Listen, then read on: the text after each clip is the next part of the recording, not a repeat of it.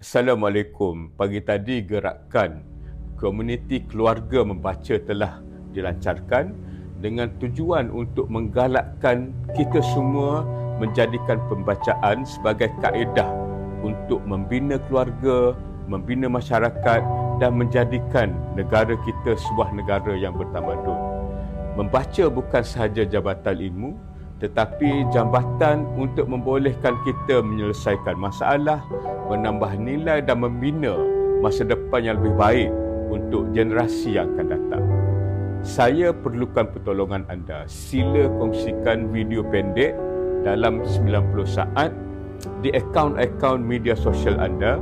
Gunakan hashtag komuniti keluarga membaca dan ini akan membantu kami dan juga kita semua untuk menjadikan pembacaan sebagai satu perkara yang penting dan diperbesarkan dalam masyarakat kita.